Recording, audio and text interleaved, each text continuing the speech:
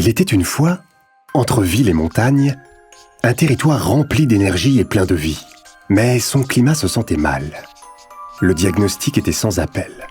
Il était lui aussi atteint du changement climatique.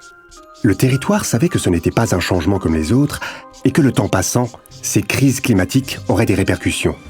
Tantôt les inondations deviendraient violentes, tantôt des sécheresses intenses viendraient fragiliser les cultures et les habitants.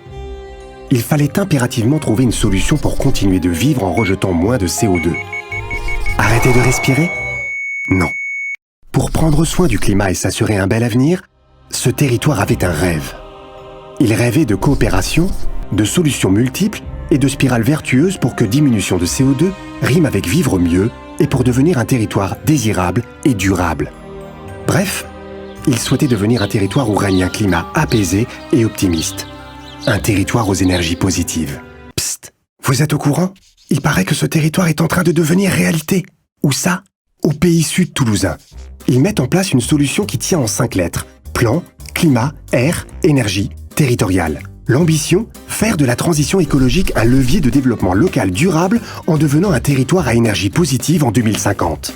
Concrètement, il s'agit d'aller au-delà de l'autonomie énergétique du territoire en réduisant la consommation d'énergie, en développant la production d'énergie renouvelable, en coopérant entre les forces vives du territoire.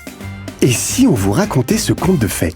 Bonjour, je m'appelle Laura. Avec Yanis, nous habitons une ancienne ferme que nous venons de rénover. Être amoureuse de la campagne et passionnée de bricolage ne fait pas tout. Avec l'aide des conseillers Info-Énergie du pays sud toulousain, j'ai eu toutes les informations sur les aides financières mobilisables pour financer notre projet. Ça a même donné des idées vertes à nos voisins. Martha et Pierrot sont très fiers de leur petit-fils. Depuis qu'il a suivi l'atelier pédagogique de sensibilisation organisé par les ambassadeurs du tri, il est le super-héros anti-gaspi.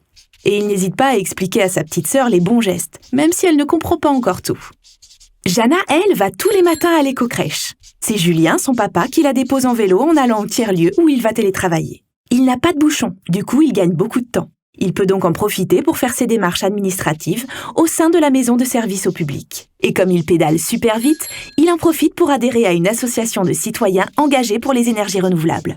Moi, maintenant que la maison est finie, je prends le temps pour faire le tri et donner mon aspirateur à réparer à la recyclerie.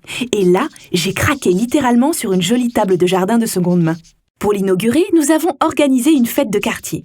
Arthur, notre nouveau voisin, a proposé de faire les courses en consultant le guide en ligne Les Saveurs du Sud toulousain. C'est comme ça qu'il a rencontré Malika, une jeune maraîchère bio. Depuis, il est tombé amoureux des légumes, mais pas que.